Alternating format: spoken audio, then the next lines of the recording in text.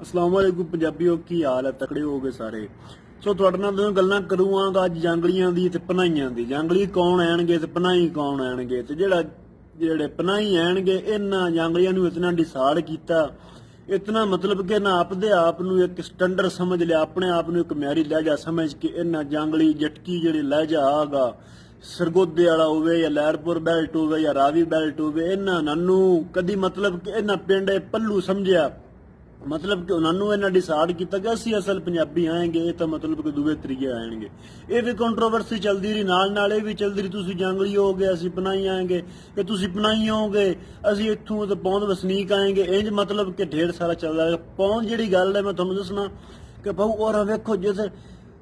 बंदा एक आपदे घर चों अंदरों ठीक है बाहर वग जाए या बाहरों ठीक है अंदर वग जाए या चढ़ते पंजाब विचों ठीक है लांदे पंजाब विच आए आणगे साडे बंदे या मतलब वो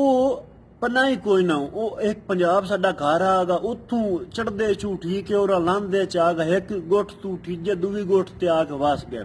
वो कोई पनाही कोई ना हो आपदे घाड़े च धक्के खांदे वत्ते जैसे उजाड़े पाए आन 47 दे। दूजी गल मैं तुहानूं सुणाउणा कि जिहड़ा जटके आणगे जंगली है जिहड़ा स्टैंडर्ड दा लहजा जिन्नू मैं मनना स्टैंडर्ड दा लहजा जिन्नू मैं आना क्लासिकल साडा पंजाबी दा असल जिहड़ा आएगा ये लहजा आएगा। इनदे तुसीं वेख लो कि आकिब सत्यानवी उस भी लिखिया उस आख्या हुण तां ना आखो आकिब जंगली हुण तां असां जंगल वसा लिया। तुहानूं मैं गल सुणाउणा कि साडा एक उस्ताद हुंदा साहिवाल दा पिछोकड़ पिंड दा साहिवाल हागा उसनूं लोरीए मतलब वो जटकी बोलदा जिस वे जटकी बोलदा लोरीए उन्नूं आखदे आणगे पिंडा कदी उहदा नां रखिया होया आणगा पल्लू मतलब कि पिंडा पल्लू जैल उन्नूं आखना मतलब है जो उस विचारे जिस उन्होंने पता लगे कि मेरू इंज सोचते आएंगे मेरे बारे तो उस बंदे वो अपना लहजा बोलना छड़ दिता। वो मतलब कि उस कोशिश करनी कि मैं उर्दू गलबात करा उर्दू नंद नाल गल की करा है मतलब इतना उस मतलब डिसाइड किया सास कमतरी उन्होंने कराया। सो इस करके साडे जिहड़े माझे वाले आणगे इन्हां करके साडे मुल्तानी लहजे वाले नाराज होए, साडे डेरे वाले होए,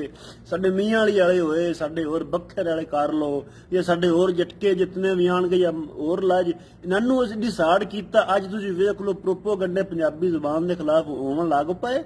इन्हां लहजियां नूं जुबान दे दर्जे दे के इन्हां उन्नूं मतलब कि वक्री जुबान करार दे के ते पंजाबी जुबान नाल साधियां पियां होंदियां ने, पंजाबी जुबान मरदी पई है। पर असीं अज भी उत्थे ही आएंगे, असीं अज भी ना कि असीं पेंडू आखने आए किसे नूं, असीं किसे नूं अपने आप नूं मतलब असीं पंजाबी मनने आएंगे, अगले बंदे नूं असीं आखने आएंगे तुसीं तां जाहिल होगे, तुसीं तां फलाणे होगे, असीं सारा कुछ आएंगे। मान लैने आ कि माझी खाती रस्मल खाती माझी लहजा आगा जिहड़ा ये मतलब लिखण दा कारण आगा पंजाबी सारे मतलब कि इंदे च लिखना पढ़ना इंदे च हुंदा आगा। पर क्लासिकल लहजा जिहड़ा आएगा पंजाबी दा मैं इहनूं नंबर 1 मनना। आकिब सत्यानवी लिखदा है ना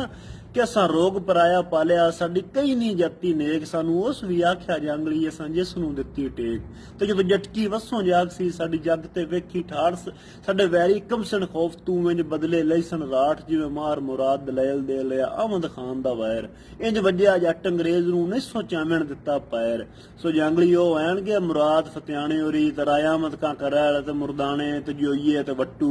इन्हां 1857 जंगे आजादी अंग्रेज दे खिलाफ लड़ी है डंडे फूकड़ियां के कोई नंदे कोल कोई वड़ियां तोपां कोई ना आणगियां इन्हां उस पंजाब दा दफा कीता उस पंजाबी आणगे सारे उस ना कोई पनाही आगा ना कोई जंगली आगा। हुण अज असीं साडे बजुर्ग आने असीं डेरियां ते वग जाने उत्थे पहुंचदी साडे जिहड़े जटके आणगे जिहड़े आणगे इत्थों दे वसनीक जंगली हो तुसीं जे तुसीं पनाही होगे माजर होगे जिन्होंने असीं माजर आने। सो मैं तुहानूं आखना कि जंगली पनाही वाली कंट्रोवर्सी च ना पिया करो, आपदे आप नूं मतलब कि स्टैंडर्डाइज ना समझो ते अगले बंदे नूं जिहड़ा हैगा हीना ना समझो। पर माझे वाले हमेश तू नानू जटकियां नूं आपदे आप तू हीना समझिया ते नानू डिसाइड कीता ते अज वेख लो पंजाबी जुबान ने किहड़े किहड़े कारे पे हुंदे ने की करदे वंदे आणगे की हुंदा वंदा हैगा।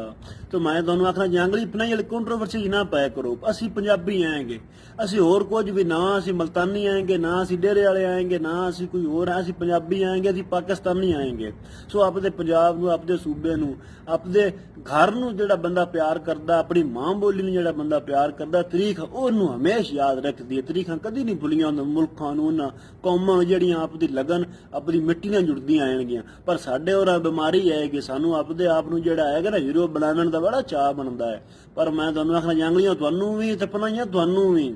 ਆਪਦੇ ਆਪ ਨੂੰ ਪੰਜਾਬੀ ਸਮਝੋ, ਆਪਦੇ ਆਪ ਨੂੰ ਪੰਜਾਬੀ ਬਣਾਓ, ਆਪਦੇ ਆਪ ਨੂੰ ਮਤਲਬ ਕਿ ਤੁਸੀਂ ਜੰਗਲੀ ਪਨਾਹੀ ਵਾਲੀ ਕੰਟਰੋਵਰਸੀ ਜਿਸ ਤੁਸੀਂ ਇਸ ਕੰਟਰੋਵਰਸੀ 'ਚ ਪਾਉਂਦੇ ਹੋ ਉਸ ਤੁਹਾਡੇ ਦੂਏ ਤਰੀਏ ਭਰਾ ਪਠਾਨ ਆਣਗੇ, ਬਲੋਚ ਆਣਗੇ, ਹੋਰ ਵੀ ਜਿਹੜੇ ਬੰਦੇ ਉਹ ਤੁਹਾਡੇ ਤੋਂ ਫਾਇਦਾ ਚੁਣ ਤੁਹਾਨੂੰ ਹੁਣ ਹੀਰਾ ਮੰਡੀ ਦੀ ਔਲਾਦ ਆਖਦੇ ਆਣਗੇ, ਮੁੜ ਤੁਹਾਨੂੰ ਉਹ ਢੱਗਾ ਕਲਚਰ ਰੱਖਦੇ ਜਿਸ ਅਸੀਂ